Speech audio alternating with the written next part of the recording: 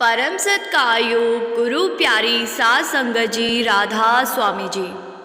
सात संगत जी, आज मैं आपको जो बात बताने जा रही हूँ जी, वो हम सब के लिए बहुत ही ज़्यादा ज़रूरी है जी।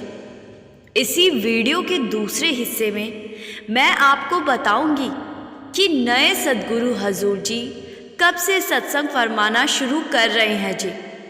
इसीलिए वीडियो को पूरा ज़रूर सुने जी।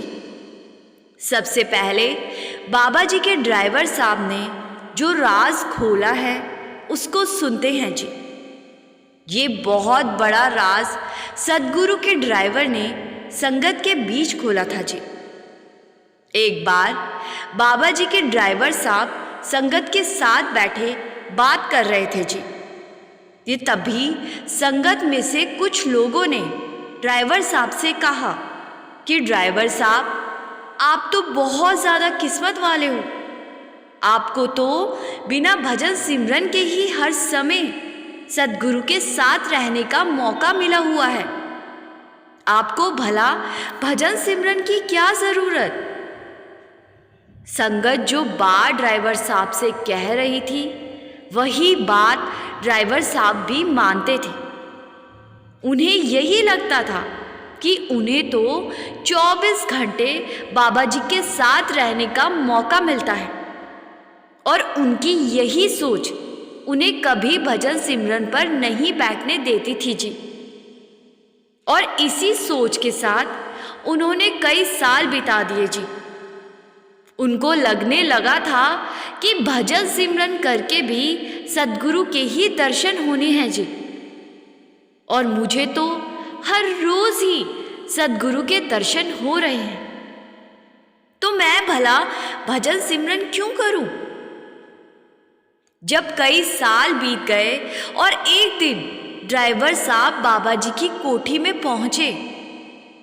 उस समय बाबा जी टेबल पर बहुत सारे कागज लिए कुछ जोड़ तोड़ कर रहे थे। जब ड्राइवर साहब ने बाबा जी को हिसाब किताब करते देखा तो ड्राइवर साहब कमरे के बाहर ही रुक गए जी। बाबा जी ने ड्राइवर साहब को देख लिया और उन्हें अंदर आने को कहा जी और उन्हें अपने साथ पड़ी एक कुर्सी पर बैठने को कहा। और उसके बाद बाबा जी फिर से हिसाब किताब में लग गए जी। जब बहुत देर हो गई और बाबा जी कागजों में कुछ ढूंढ रहे थे तो ड्राइवर साहब ने पूछा कि बाबा जी, आज आप परेशान दिखाई पड़ रहे हैं। तो बाबा जी ने जो कुछ कहा उसको सुनकर ड्राइवर साहब चुप हो गए जी। बाबा जी ने कहा कि हाँ बेटा, इन कागजों में तेरे हिसाब किताब का कागज नहीं मिल रहा। ड्राइवर साहब ने हैरानी से पूछा कि बाबा जी, मैं कुछ समझा नहीं। तो बाबा जी ने कहा कि बेटा, ये सारे पेपर भजन सिमरन के हैं, लेकिन मैं कब से ढूंढ रहा हूँ, तेरे नाम का पेपर इनमें मुझे मिल ही नहीं रहा। ड्राइवर साहब अब बहुत हैरान हो गए। बाबा जी ने ड्राइवर साहब की हैरानी को देखते हुए पूछा कि बेटा, तू भजन सिमरन करता तो है ना? अगर हाँ, तो फिर तेरे नाम का पेपर कहाँ गया? वो तो यही होना चाहिए था। अब ड्राइवर साहब चुपचाप बैठ गए। सात संगत जी, बाबा जी तो जानी जान थे। बाबा जी को तो पता था कि ड्राइवर साहब एक मिनट भी भजन सिमरन नहीं करते, क्योंकि उनके अंदर एक ऐसी सोच ने घर बना रखा है जो हर सत्संगी के लिए खतरनाक है जी। ड्राइवर साहब को चुप देखकर बाबा जी ने फिर से पूछा कि जवाब तो दे। तो ड्राइवर साहब ने कहा कि बाबा जी, मुझे भला भजन सिमरन की क्या ज़रूरत। आपके दर्शन तो मुझे हर रोज हो ही जाते हैं। इस जवाब पर बाबा जी ने कहा कि बेटा, यही सोच बहुत सारे सत्संगियों की भी है।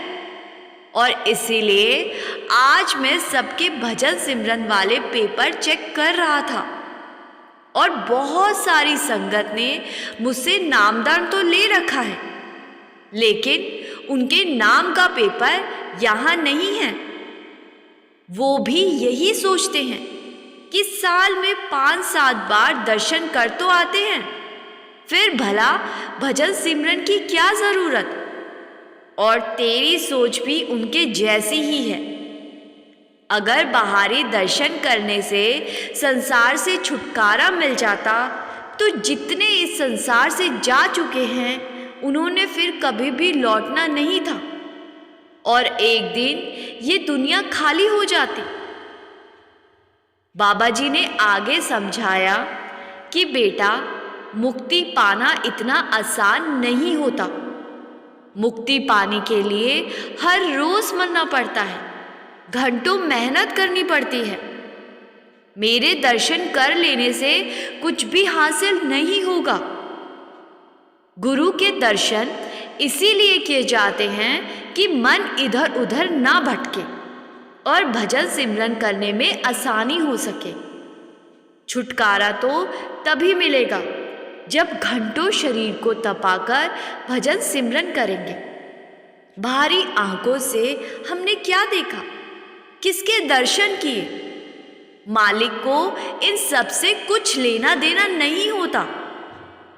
फिर बाबा जी ने अपने माथे पर उंगली लगाते हुए समझाया कि बेटा, मालिक को खुशी तभी मिलती है जब हम अपने ध्यान को यहाँ तीसरे तिल पर एकाग्र करते हैं, अपने अंदर मालिक की पहचान करते हैं।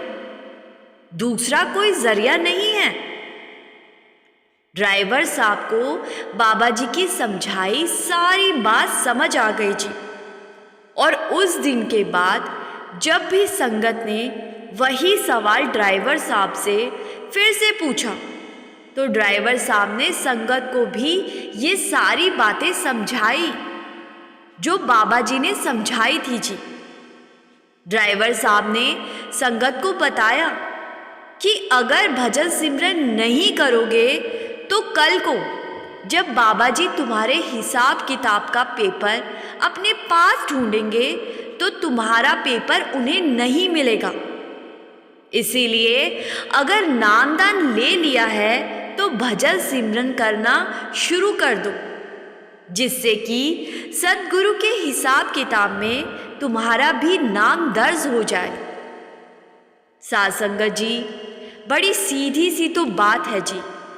बाबा जी ने ड्राइवर साहब को कितनी सरलता से तो समझाया कि एक शरीर जब दूसरे शरीर के दर्शन कर लेगा तो उससे कभी भी मुक्ति नहीं मिलने वाली जी। अपने सत्संगों में भी बाबा जी कितनी बार कह चुके हैं जी कि गुरु शब्द रूपी है और संगत से कम्युनिकेट करने के लिए गुरु शरीर रूपी चोला पहनकर संगत के बीच आते हैं जी। क्योंकि शरीर को समझाने के लिए शरीर की ज़रूरत होती है जी, और हम गुरु के शरीर को ही असल दर्शन मानकर बैठ गए हैं जी। कोई गुरु के कपड़ों में रूहानियत ढूंढता है तो कोई गुरु की गाड़ी में ढूंढता है। रूहानियत इन बाहरी चीज़ों में नहीं है जी। रूहानियत को अपने अंदर एहसास करना है जी। साध संगत जी, बाबा जी और हजूर जी सूरतगढ़ पहुंच चुके हैं जी।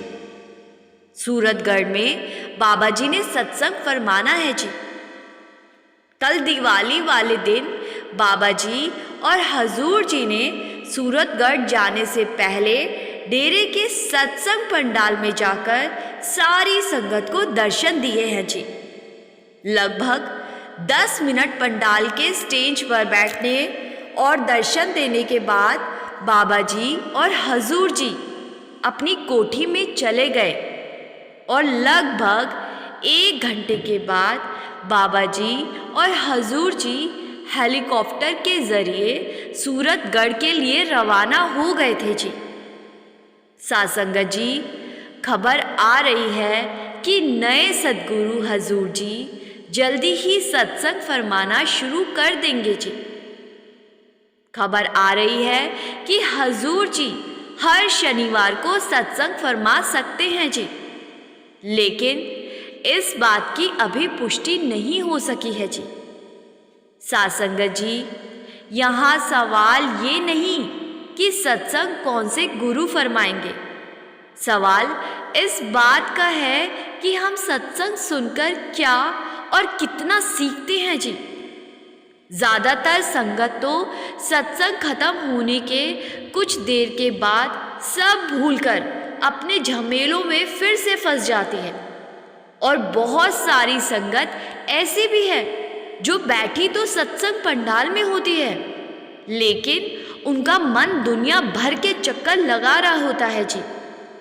कोई अपने व्यापार के घाटे फायदे के बारे में सोचने लगता है, तो कोई अपने बच्चों के बारे में, किसी को घर वापस पहुंचने की जल्दी हो रही होती है, तो कोई ये सोच रहा होता है कि आज बाहर ट्रैफिक बहुत होगा, गाड़ी कैसे निकालूंगा। अब आप ही बताओ, हमें इस बात से क्या फर्क पड़ता है कि सत्संग कौन से गुरु फरमा रहे हैं, जब हमें सत्संग ठीक से सुनना ही नहीं होता। और जब कभी हम ढंग से सत्संग को सुन लेते हैं तो सुनने के बाद समझाई गई बातों को कितना अमल में लाते हैं, ये मुझे आपको बताने की ज़रूरत नहीं है जी। अब भी पिछले लगातार 3 सत्संगों में बाबा जी ने एक ही बाणी ली थी जी, और संगत कहने लगी कि बाबा जी बार बार एक ही बाणी ले रहे हैं, एक ही बात को बार बार सुनने से क्या फ़ायदा। संगत जी, हम गुरु के बताए रास्ते पर तो चलते नहीं, उल्टा उन्हीं पर सवाल उठाने लगते हैं जी। क्या एक ही बानी पर फरमाए सत्संग को हम अमल में ला पाए? लेकिन जब हम एक ही बात को बार बार सुनेंगे तो एक ना एक दिन हमारा मन भी समझने लगता है जी, और उन बातों पर अमल करने लगता है जी।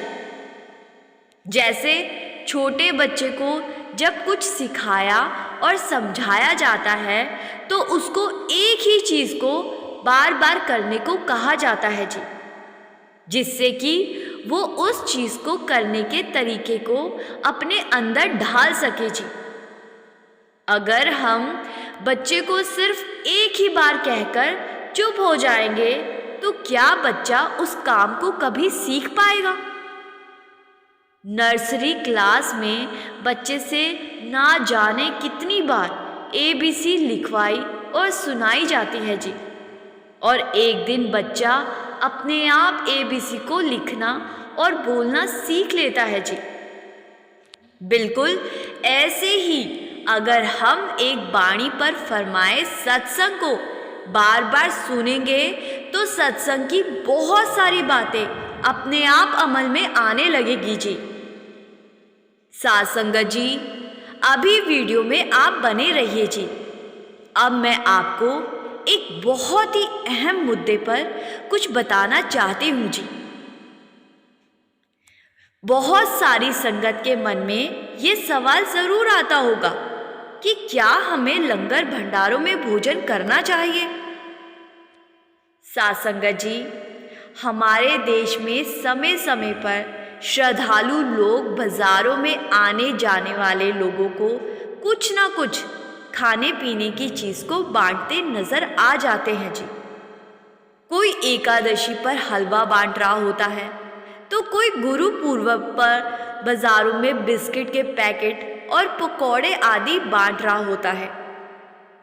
अब क्योंकि हम सब सत्संगी हैं, तो हमारे मन में ये सवाल आना लाजमी है जी कि क्या हमें दूसरों के द्वारा बंट रहा लंगर प्रसाद खा लेना चाहिए? क्या इससे हमारे कर्म तो नहीं बनते? साध संगत जी, इस संसार में कुछ भी फ्री नहीं है जी। यही सवाल एक बार किसी ने सवाल जवाब के दौरान बाबा जी से भी पूछा था जी, और बाबा जी ने समझाया था कि जब भी हमें ऐसी किसी जगह पर खाना हो तो हमें वहाँ कुछ ना कुछ सेवा अपनी श्रद्धा से ज़रूर डाल देनी चाहिए जी, क्योंकि उस भोजन को बनाने के लिए जो सामान लगा है वो किसी ना किसी के पैसे से ही आया होगा जी। और अगर हम फ्री में खा लेते हैं तो कहीं ना कहीं हम लेन देन का हिसाब खड़ा कर लेते हैं जी। बाबा जी से ये भी पूछा गया था कि बाबा जी, जब कभी हम अपने किसी रिश्तेदार के घर जाते हैं और वो हमारे आदर सत्कार में हमें खिलाते हैं, और ऐसी जगह पर तो हम सेवा भी नहीं डाल सकते, तो ऐसी जगह पर हमें क्या करना चाहिए? तो यहाँ पर बाबा जी ने समझाया था कि बेटा, समाज में रहना है तो समाज के साथ निभानी भी पड़ती है। जब आप उनके घर जाते हो तो वो आपको खिलाते हैं, बिल्कुल ऐसे ही जब वो आपके घर आए तो आप भी खिला दिया करो। इससे कोई कर्म नहीं बनेंगे। तो साथ संगत जी, मुझे उम्मीद है जी कि आप समझ गए होंगे कि हमें किसी मंदिर या किसी भी धार्मिक स्थान पर या राह चलते कभी लंगर खाना पड़ जाए तो उसके बदले हमें कुछ पैसे परमारथ में ज़रूर देने चाहिए जी। इसी के साथ मैं आपसे विदा लेती हूँ जी। वीडियो को शेयर करने की सेवा ज़रूर कीजिए जी, और कमेंट में राधा स्वामी लिखना मत भूलिए जी। और जो संगत इस चैनल पर पहली बार आई है जी, उनसे मेरी बेनती है जी कि संगत के अपने इस चैनल को सब्सक्राइब कर इस चैनल का एक हिस्सा ज़रूर बनिए जी। यहाँ हम हर रोज़ प्रेरणादायक वीडियो अपलोड करते हैं जी। हमारा वीडियो का मकसद संगत को परमारथ की तरफ लगाना होता है जी। गुरु प्यारी साथ संगत जी, राधा स्वामी जी।